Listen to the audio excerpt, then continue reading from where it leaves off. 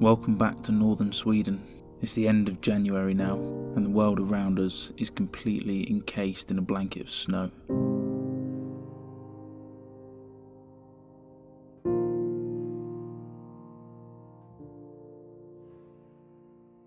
We've been living on this property for 2 months now, but this past 4 weeks has definitely been the most challenging so far, if not the most challenging time I've had since living in my van.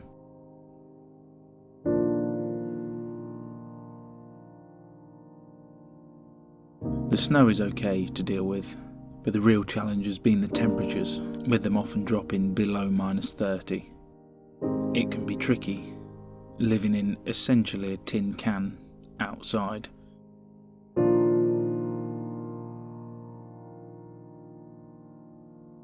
The incredible thing about human beings, though, is how well we can adapt to new situations. It's been a major learning curve for sure. Our water systems are froze, the engines don't start anymore. But the way I see it, this is all part of the adventure. If it was easy, would it be fun? I don't know.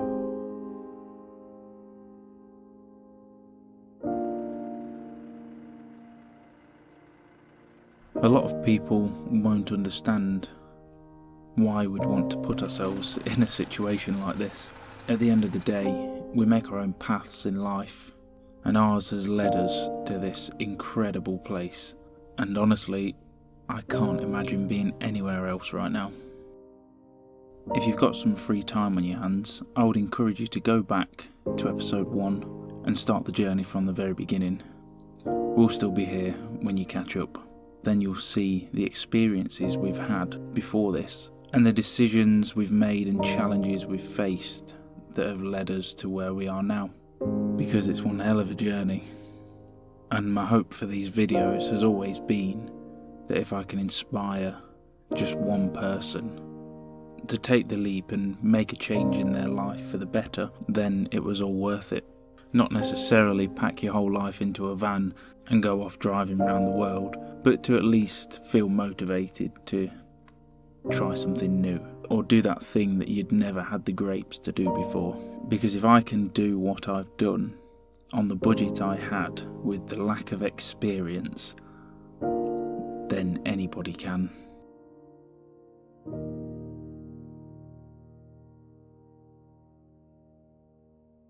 So in the last video, we left you in the middle of a huge snowstorm, so let's jump back in there the following day and see how we got on. It is the next day. We are definitely snowed in. I walked out to the road last night to meet up with Adrian, and it took me over half an hour just to get there in snowshoes.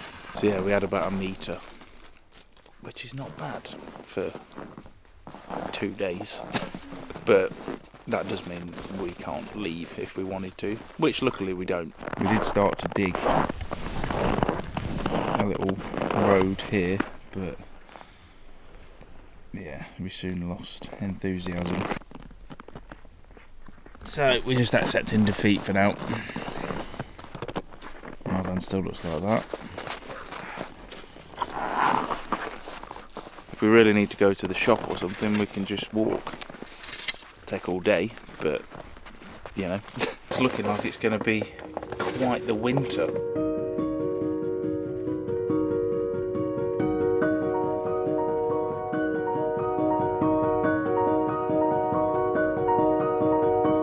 There you go, there's the stairs I tried to show you the other day. Just about see the door at the top. I've just gone for a little mission around here. That's like up to my waist almost. You can see the door. Crazy. I don't know why anyone wouldn't enjoy this. It's just insane. I love it.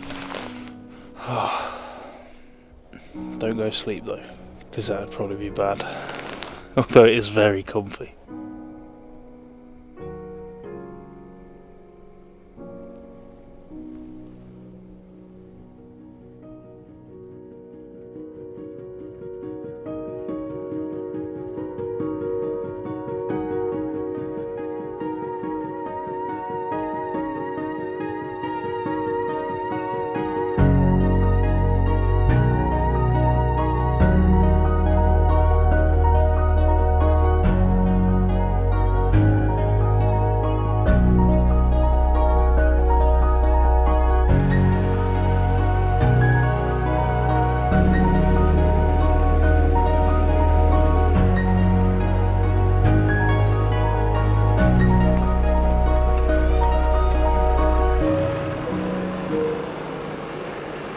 You like to make an entrance, don't you? Well, there's no point half-arsing it, you know. And he's off.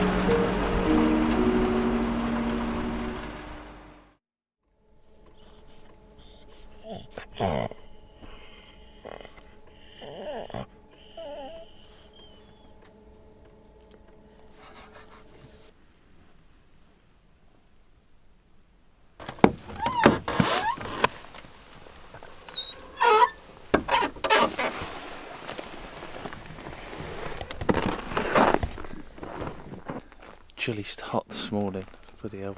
It's nice to come out in the morning, get a bit of fresh air. Although the temperature is insane, we're actually okay in the van overnight because I run the diesel heater all night. It keeps it bearable. Stays at around 15 degrees in there, give or take. There's no problem at all considering it's minus 30 outside. Yeah, I'm gonna go in, get warm, get some breakfast.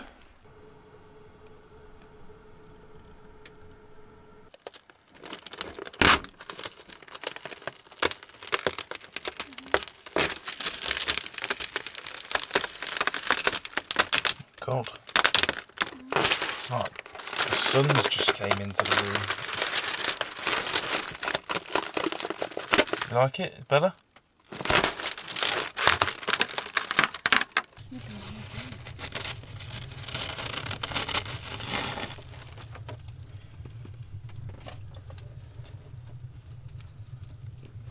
It's not really out of the frying pan into the fire, it's more out of the fridge and into the freezer. We'll go with that one. I've just been sat out here for the last 20 minutes just enjoying, just sitting, enjoying life, looking around. It's insane. I can't believe we are here, for one, and second, I can't believe that we're here in these vans. Like, we've drove them to a place where overnight they can be buried up to the roof in snow. Look at this setup right now. This is our home. It's crazy.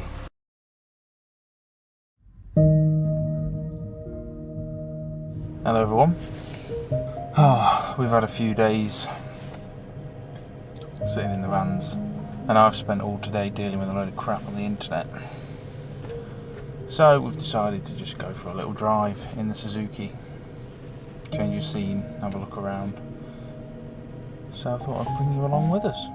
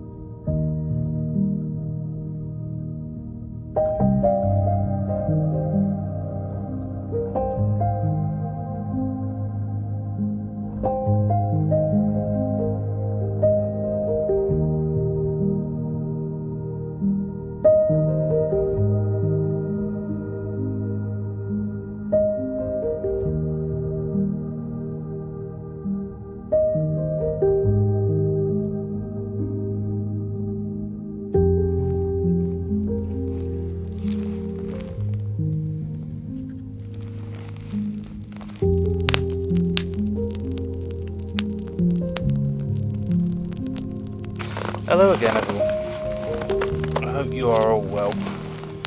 thought I'd end this video on a bit of answering questions. So this is pretty much live. This video hopefully should be up tomorrow. So yeah, I thought it'd be a nice way to finish off, because there's so many thousands and thousands of new people joined the channel in the last week, and you've all got many questions that I've been seeing in the comments. My fingers are getting a bit tired of answering the same questions, so I thought it'd be good to just put some of the most frequently asked ones in the past week at the end of this video, once I get warm. So the current temperature out here at the moment is around -28, -27, -28 Celsius. So it is definitely fresh. That's why I'm quite wrapped up. Just want this fire to get going a bit better, which it will do in a minute. It's going to be one of those days where the smoke keeps moving and I have to keep changing the camera angle. I'll just try and get this going a bit, otherwise I'm not going to be staying out here for long.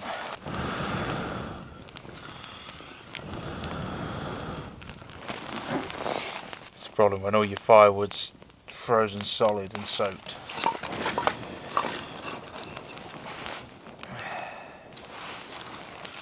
That'll be alright in a minute. So yeah, the main question we're getting is, why are we even doing this in the first place? Why are we living out here in vans when there's two perfectly good buildings next to us? Well,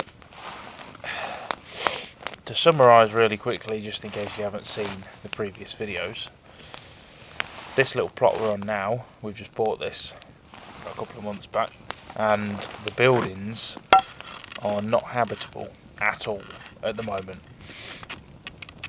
They've been empty for like 30 years or something, and the house is more of a summer house.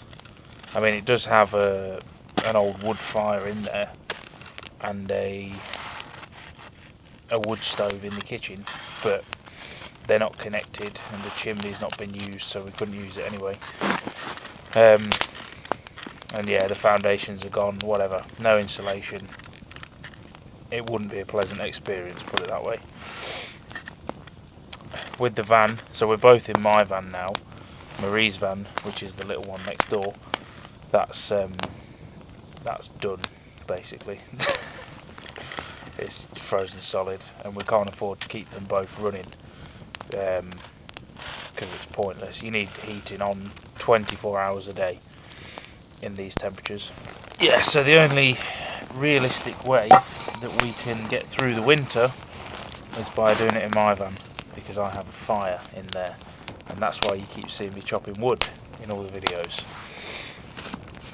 I've got a wood burner that I made myself. I'll put a link, it should pop up somewhere in the top of the screen. If not, I'll put it in the description anyway, to the video that I did on that. There we go, now we're getting going.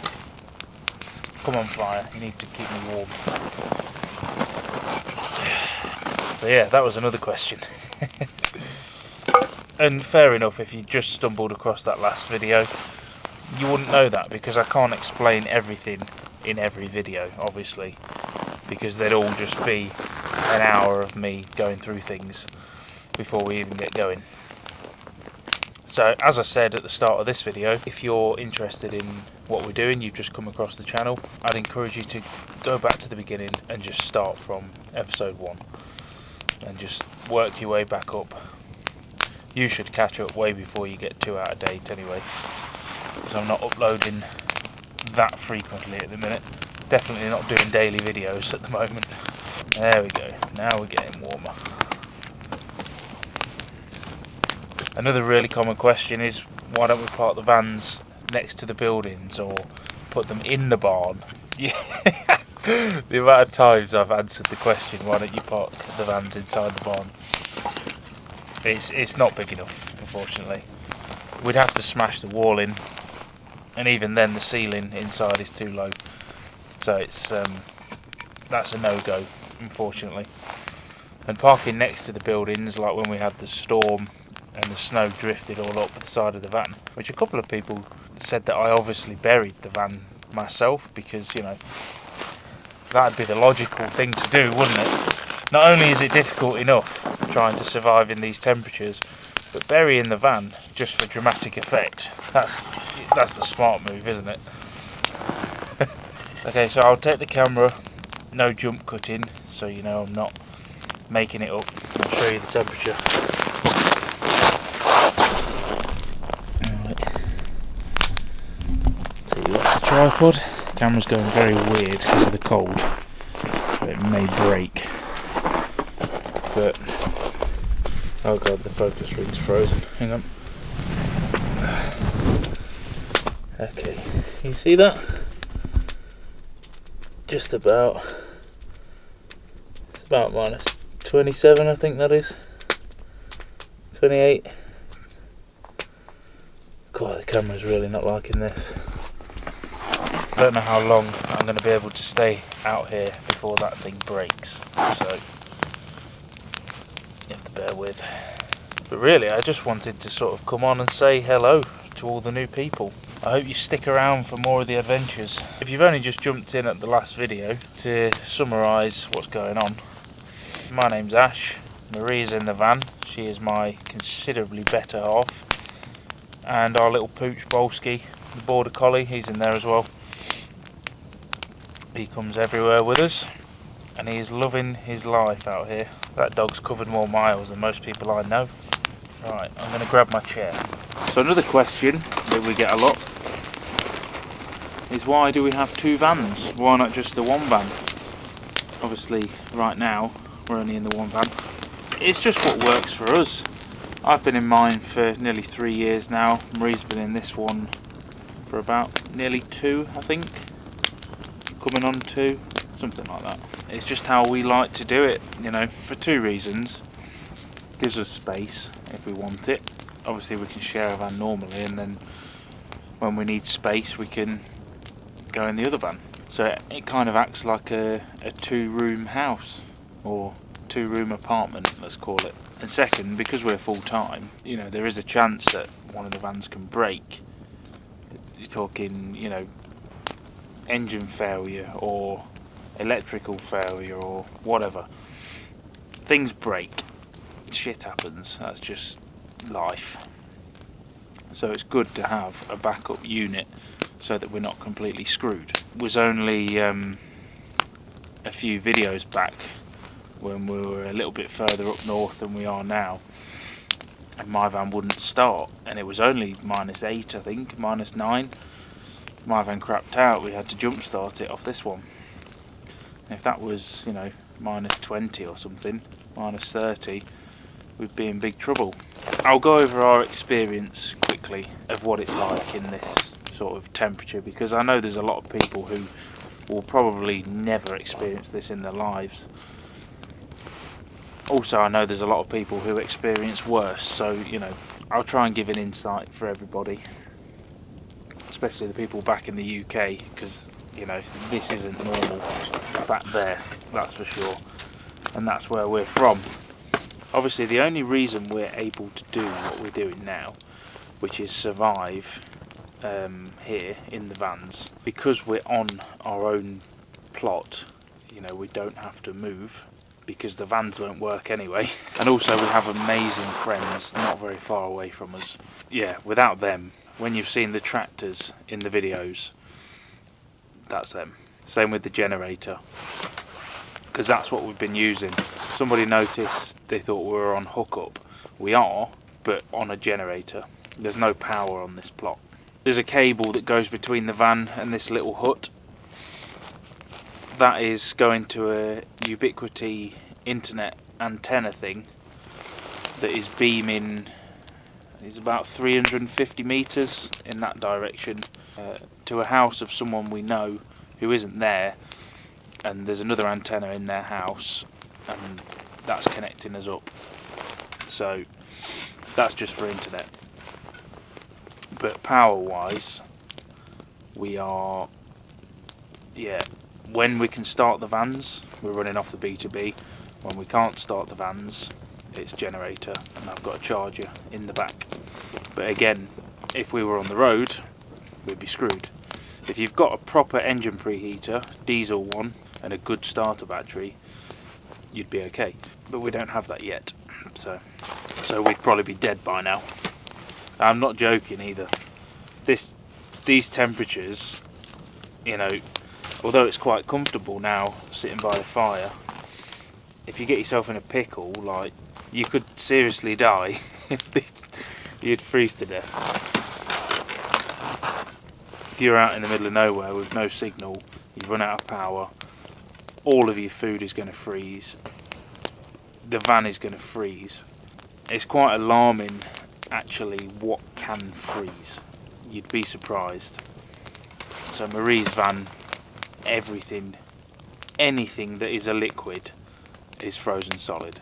So yeah, the water system in my van, even with the heating going 24/7, that's gone. It's frozen solid. The grey side, even though it was empty and always open, it's just froze. And the fresh side, I got no tap anymore, so we're just having to use jugs. I'll tell you though, the worst thing, the worst experience that I'm having at the moment, bit grim, but toilet.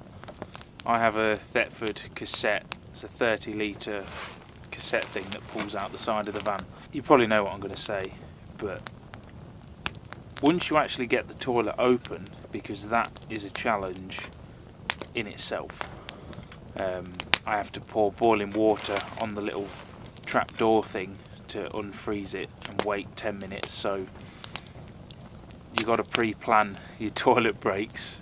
Once you've conquered that challenge, you then got the challenge of the frozen pyramid, and I'll leave it at that.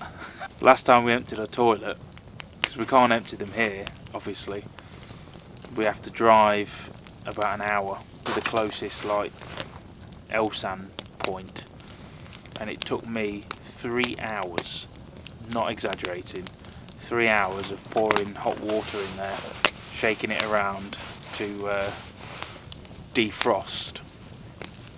Unpleasant. I'm not against the nature poo. Somewhere on this plot there's a well, and we don't know where it is, so it's groundwater fed. It's not an above ground well. So the last thing that we want to be doing is risking contaminating our water supply before we know where it is. Back on the subject of cold, without the wood burner, what we're doing here wouldn't be possible. Just full stop, unless you're a millionaire, because the amount of heating, be it gas or diesel, that you'd get through would be biblical. Gas, LPG, there's none for a few 100 miles. So I had to buy a gas bottle the other day, like a normal gas bottle, and it cost me £140. Right folks, it's time for me to go in. It's getting cold now. So before I go, massive shout out to everyone on Patreon. A huge thank you to those guys for the continued support. And yeah, thank you all for watching. I'm not sure when the next video will be, but hopefully soon. We shall see. Thanks again everyone. I'll see you in a bit.